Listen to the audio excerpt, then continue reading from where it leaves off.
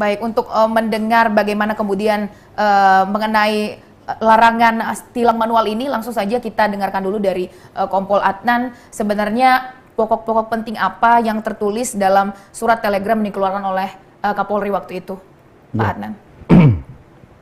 Yang kami dapatkan perintah dari Bapak Kapolri persisnya,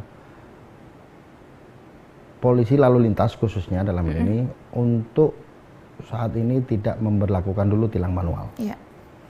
Seluruh penindakan hukum dalam hal pelanggaran lalu lintas agar menggunakan dan mengedepankan etle. Yeah. Kemudian akan dikaji 3 bulan ke depan, paling tidak sampai akhir tahun dan awal tahun, itu akan dilakukan analisa dan evaluasi oleh pimpinan tertinggi di lalu lintas, dalam hal ini Bapak Kakor Lantas, dan akan dilaporkan kepada Bapak Kapolri. Selanjutnya kita akan menunggu petunjuk dan arahan lebih lanjut bagaimana terkait penerapan tilang manual ini, apakah nanti selanjutnya memang ditiadakan ataukah memang masih diberlakukan namun secara parsial atau secara waktu-waktu tertentu. Apa yang dikatakan oleh Pak Jumli tadi cukup benar. Dalam hal ini saya tidak membenarkan bahwa harus memang ada tilang manual. Namun perlu diketahui, seperti contoh khususnya di daerah Bangka Belitung saja, di sini saya sampaikan kembali, sejak bergulirnya etle di tanggal 26 Maret 2022, di Bangka Belitung ini baru terpasang 4 kamera CCTV di 4 titik di persimpangan yang ada di kota Pangkal Pinang. Dari 4 kamera tersebut, 2 itu berfungsi secara otomatis, 2-nya berfungsi secara manual. Kemudian saat ini sudah banyak memang pelanggaran yang tercapture. Namun demikian khususnya pelanggaran roda 4 atau lebih, dalam artinya roda 4, roda 6, truk bus dan sebagainya. Lalu saat ini dengan adanya instruksi dari Bapak Kapolri tersebut, Bapak Direktur Lalu Lintas Kombes Pol Juang Andi Prianto, khususnya di Bangka Belitung ini dan jajaran Polisi Lalu Lintas, kita menerapkan teguran yang bersifat selektif, prioritas, preemptif, edukatif, sebagaimana disampaikan Pak Jumli tadi. Selektif prioritas itu bagaimana, Mbak, yang disampaikan tadi, bahwasanya ketika pelanggaran itu kasat mata, contohnya tidak menggunakan helm, kemudian melawan arus, kemudian menerobos lampu merah, over dimensi. Saat ini kita lakukan peneguran, seperti ini belangko tegurannya, ya. Seperti ini. Teguran tertulis namanya. Ada teguran secara lisan, Pak Jumli, ada teguran tertulis. Yang ini yang kita lakukan saat ini untuk kita sampaikan kepada Satuan Lalu Lintas seluruh jajaran Polda Bangka Belitung. Untuk pelanggaran yang selektif tadi yang disebutkan. Dalam hal ini bagaimana selektif, prioritas, preemptif, edukatif itu yang kasat mata tidak menggunakan helm atau knalpot blong segala macamnya, kita stop, kita himbau secara preemptif, secara persuasif, edukatif, memberikan edukasi kepada pelanggar dan memberikan surat teguran. Surat teguran ini kita tidak melakukan penilangan, beda ya. Kita surat teguran ini diberikan teguran bahwa data si A, si B, si C ini nomor KTP sekian, data identitas kendaraan sekian, diberikan surat teguran, dan ini ada berapa rangkap, nanti arsipnya ada di kami. Suatu kata ketemu lagi ya kita tegur lagi. Surat teguran, bukan surat tilang, bukan. Tilang. Ini kalau surat tilang ada sanksi dendanya begitu ya. Kalau ini tidak ada, hanya bersifat teguran untuk yang saya sampaikan tadi, memberikan edukasi secara preemptif.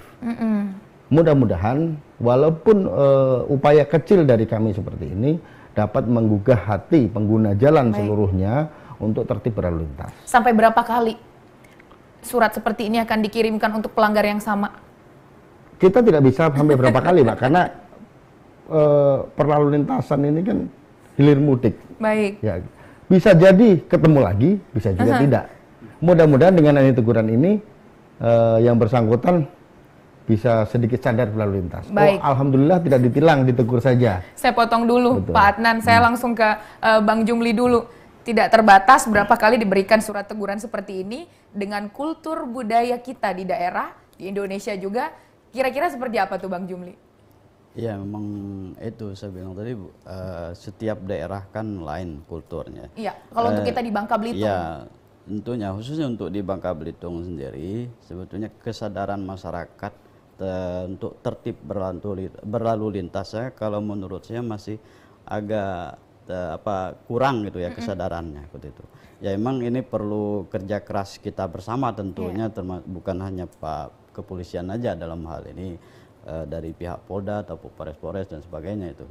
Nah ini kan seperti yang disampaikan oleh Pak Kasat tadi, Pak Adnan, ini kan tentunya kadang-kadang begitu, saya tidak tahu namanya, tetap tilang manual atau apa namanya itu, seperti apa, mungkin tilang manual cuma tidak dilakukan penilangan denda begitu ya.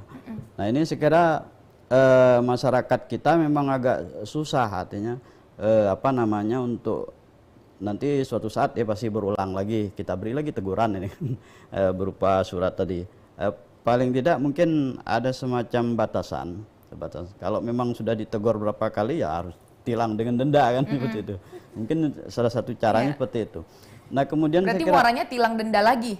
iya, saya kira cuma kita tidak tahu kebijakan dari pihak kepolisian seperti apa kan itu. Tapi kalau tidak dilakukan tilang denda, artinya tentu akan kadang-kadang tidak membuat orang itu efek jerahnya agak-agak susah gitu kan itu. Nah kita harapkan begitu dia misal diberi surat teguran cukup sekali, dia sadar ketika dia berkendara ataupun sebagai pengguna jalan dia harus tertib lalu lintas. Dan saya sebetulnya sangat setuju sekali juga di penerapan ETLE ini dalam rangka tadi salah satunya kan untuk mengurangi ataupun kalau bisa menghapuskan adanya interaksi ya antara masyarakat dengan petugas di lapangan. Kemudian sebetulnya dengan adanya program ETLE atau aplikasi ini, tentunya kan ini salah satu cara sebenarnya pemerintah ataupun pihak kepolisian untuk mendorong dan juga meningkatkan kesadaran masyarakat. Kenapa saya katakan demikian? Mungkin dengan ada CCTV misalnya di Simpang 4 ini, ada CCTV Simpang 4. Biasanya kan orang tidak tahu karena memang mungkin tidak tahu kalau situ ada CCTV. Mungkin ada sebagian orang yang memang sudah tahu. Nah ini kan ketika yang mereka sudah tahu nanti berangkat, kemudian dapat surat tilang, membayar denda dan sebagainya.